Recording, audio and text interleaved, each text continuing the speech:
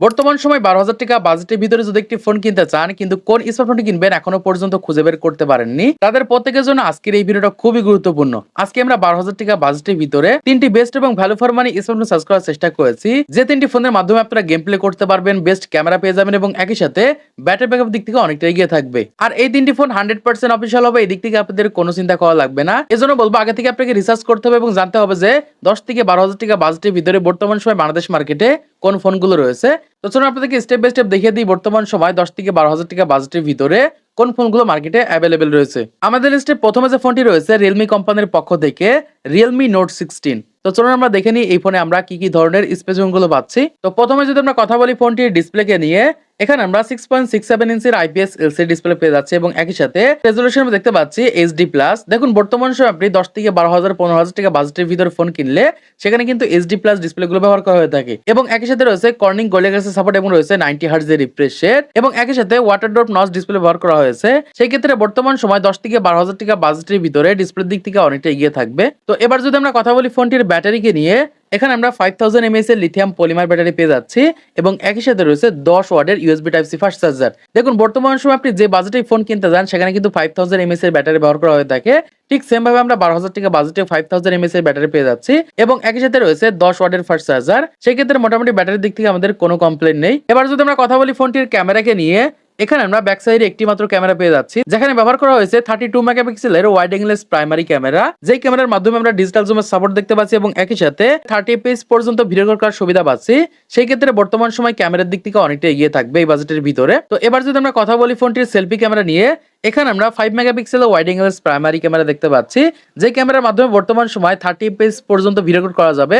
সেই ক্ষেত্রে মোটামুটি ক্যামেরার দিক থেকে আমাদের কোনো কমপ্লেইন নেই। তো এবার যদি আমরা কথা বলি ফোনটির হাইলাইটেড বিষয় প্রসেসরকে নিয়ে, এখানে আমরা ইউনেস্কোর একটি প্রসেসর দেখতে পাচ্ছি, ইউনেস্কো টাইগার T612 প্রসেসর ব্যবহার করা হয়েছে, যেই প্রসেসরের মাধ্যমে ফ্রি ফায়ার এবং পাবজির মতো গেমগুলো ইজিলি এই ফোনটির মাধ্যমে রান করাতে পারবেন।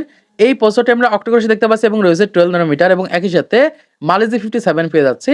সেই ক্ষেত্রে মোটামুটি প্রসেসরের দিক থেকে অনেকটা এগিয়ে থাকবে এই বাজেটের ভিতরে। তো এবার যদি আমরা কথা বলি ফোনটির র্যাম রম এবং প্রাইসকে নিয়ে, এখানে আমরা দুইটা মাত্র ভেরিয়েন্ট দেখতে পাচ্ছি, একটি হচ্ছে 4GB র্যাম এবং 64GB ইন্টারনাল স্টোরেজ, যার বর্তমান বাজার মূল্য 11,499 টাকা, মানে 11,500 টাকার ভিতরে এই ফোনটি আপনি বাংলাদেশ মার্কেটে অ্যাভেলেবেল পেয়ে যাবেন। আমাদের লিস্টে দ্বিতীয় নম্বর যে ফোনটি রয়েছে আইটেল কোম্পানির পক্ষ থেকে আইটেল P55। এই ফোনটাকে বর্তমান সময় 10 থেকে 12,000 টাকা বাজেটের ভিতরে বেস্ট এবং ভ্যালু ফর মানি স্মার্টফোন বলা হয়ে থাকে। তো চলুন আমরা দেখে নিই এই ফোনে আমরা কি কি ধরনের স্পেসিফিকেশনগুলো পাচ্ছি।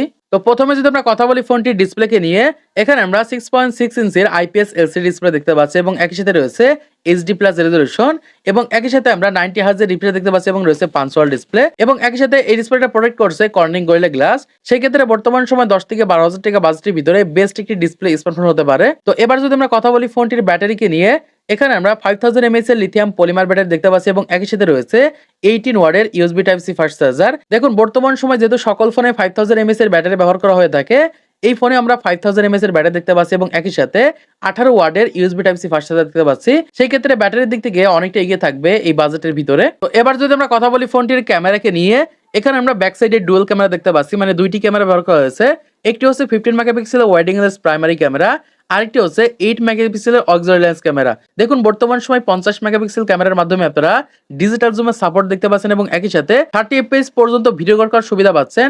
সেই ক্ষেত্রে বর্তমান সময় ফটোগ্রাফি ভিডিওগ্রাফির জন্য এই ফোনটা নিঃসন্দেহে বেস্ট হতে পারে। এবার যদি আমরা কথা বলি ফোনটির সেলফি ক্যামেরা নিয়ে, এখানে আমরা 8 megapixel wide angle primary camera পেয়ে যাচ্ছি, যেই ক্যামেরার মাধ্যমে আমরা 30 fps পর্যন্ত ভিডিও করতে পারবো। সেই ক্ষেত্রে মোটামুটি সেলফি ক্যামেরার দিক থেকে অনেকটা এগিয়ে থাকবে।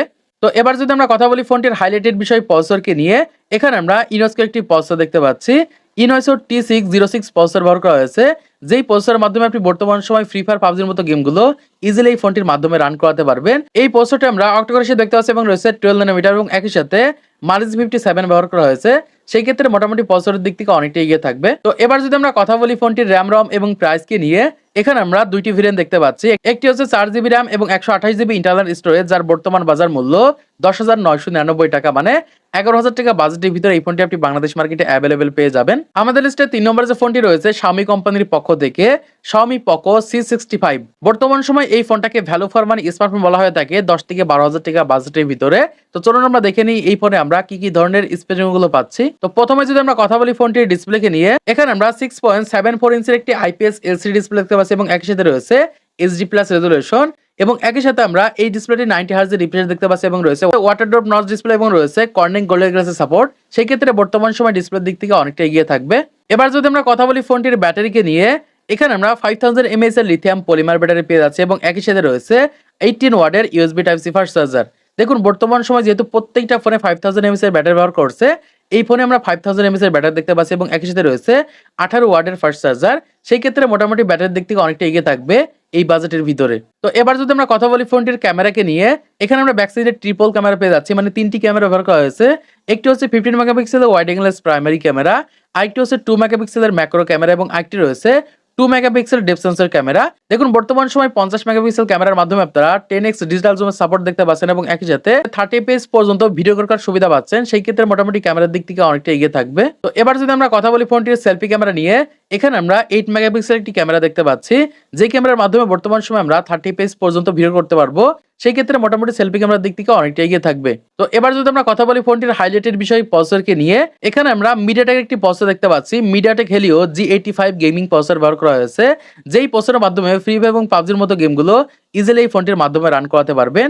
এই ফোনটি আমরা অক্টোকোরে দেখতে পাচ্ছি এবং রয়েছে 12 ন্যানোমিটার এবং একই সাথে Mali G57 পেয়ে যাচ্ছি।